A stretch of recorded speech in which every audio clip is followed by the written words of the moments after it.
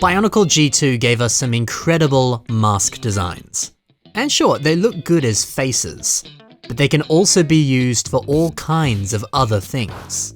Today, let's take a look at every single mask from the first year of G2 Bionicle, and I'll give you some ideas for how you can use them in your own creations. We're going to kick things off with probably the most iconic character from Bionicle. It's Tahu.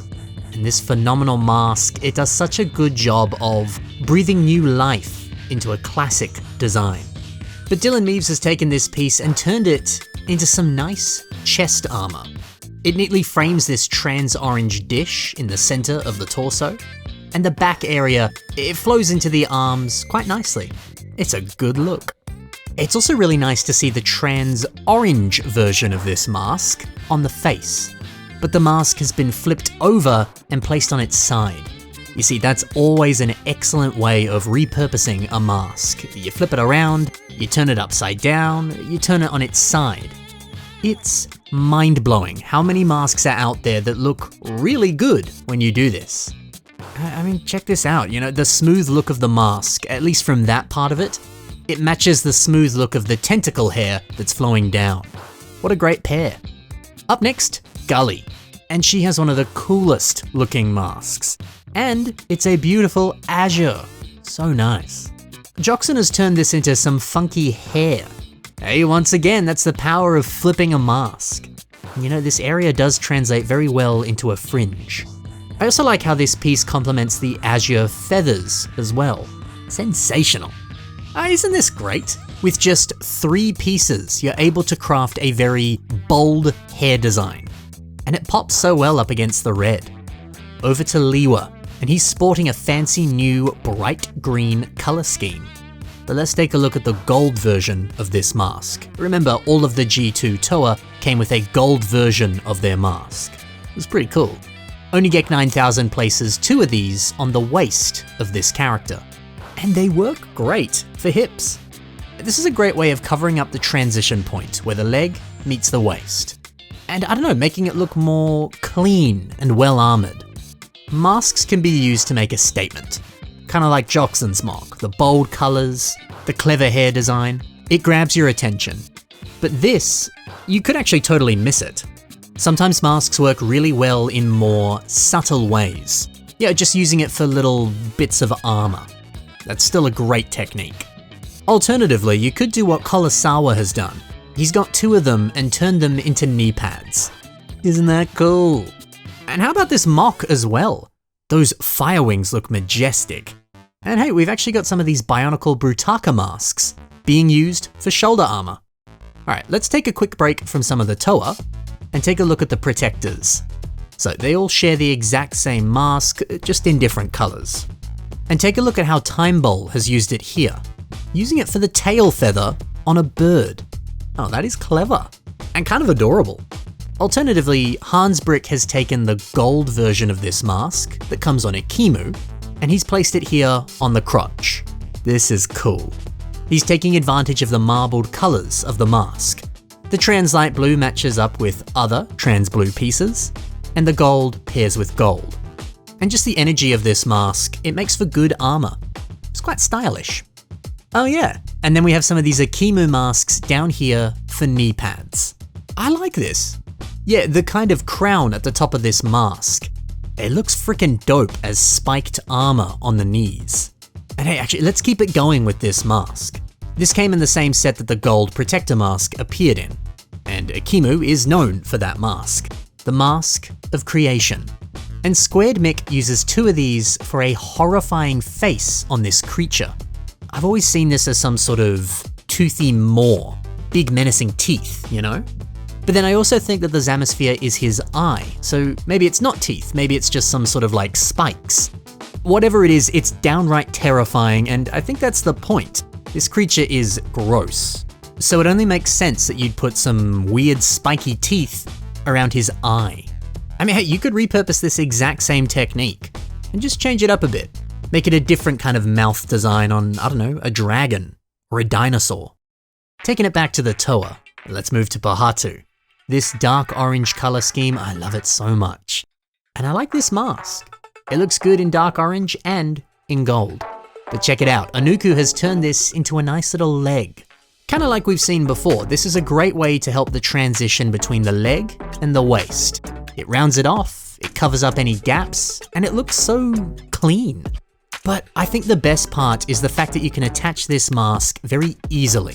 The way a lot of these G2 masks work is they have these two like grippers on the ends, and you literally just kind of grip them onto the face. So by the same logic, you can easily grip these pieces onto other armor shells, limbs, kind of any piece. Now for the big guns. Here's Onoa. A set with a surprisingly small mask for such a big dude. But the mask is still pretty dope. And check this out. It's being used for the forehead of a gorilla. It's kind of a perfect match. Isn't that clever? But this is also clever because this is a creation that's only using pieces from the Protector of Earth, Onoa himself, and the set Skull Basher. So if you have all three of those sets, well, you could make this for yourself. Sick! And finally, Kopaka. I love this mask. That scope eye is dope. Although I'm starting to like this mask a little bit less because I spent 2 frickin' hours hunting down mocks that use this mask.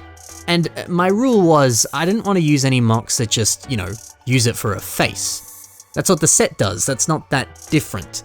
You already know how to use it like that. But I tell you what, man, no one has used this mask for, I don't know, an armor piece, a shell on a turtle, whatever. I couldn't find anything. So maybe you can be the first to use it in a creative way. But, breaking the rules, Matt Goldberg has used this for a face. But I think the concept and the context in which this is used is actually kind of fun and could give you some ideas. The concept for this is that it is kind of a body swap and a color swap for these characters. Pahatu looks a little bit more like Kopaka. Kopaka looks a little bit more like Pahatu. He's got his legs and everything.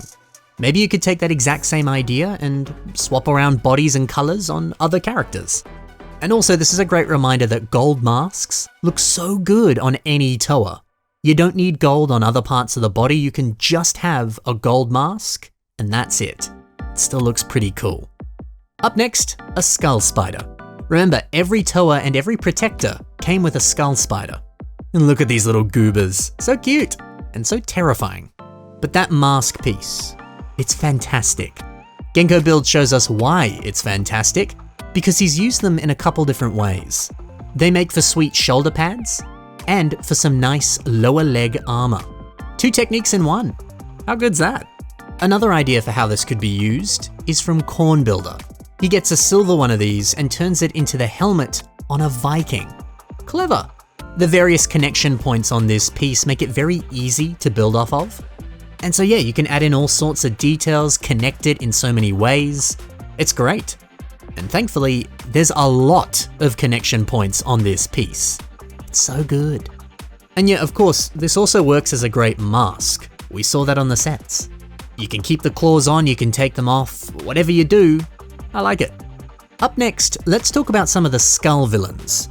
We have Skull Scorpio and his mask, although this mask has appeared in different colors and in different sets.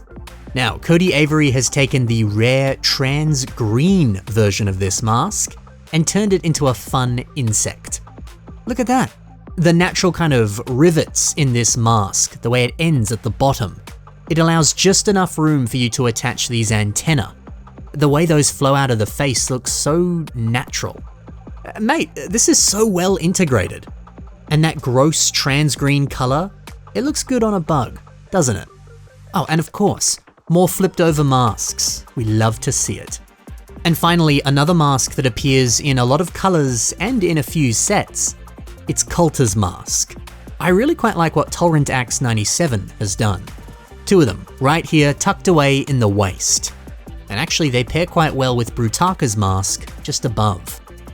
Sometimes you're gonna have this exposed gap on a mock, and you don't know how to fill it up. Well, sometimes a mask is the perfect thing to fill that gap. The shaping on this is gorgeous. It's like this piece was made to be inserted right here in this exact spot on this exact mock. There's kind of a magic to that, isn't it? But I quite like what Eclipse Caller has also done with this piece, turning it once again into hair. Apparently G2 masks make for good hair. and then complementing this with some golden zipline pieces, and then braiding the ziplines together. Yo, all of these gold pieces make for great hair. This is wonderful. So there you have it. Every G2 mask put into action on a Bionicle creation. If you have any of these pieces in your collection, now is the time to start building with them.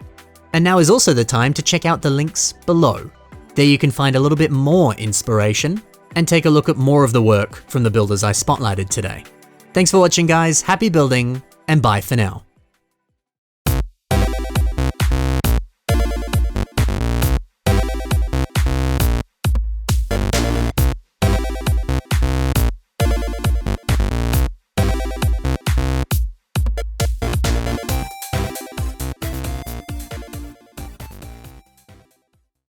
I wish G2 masks came in more color variants.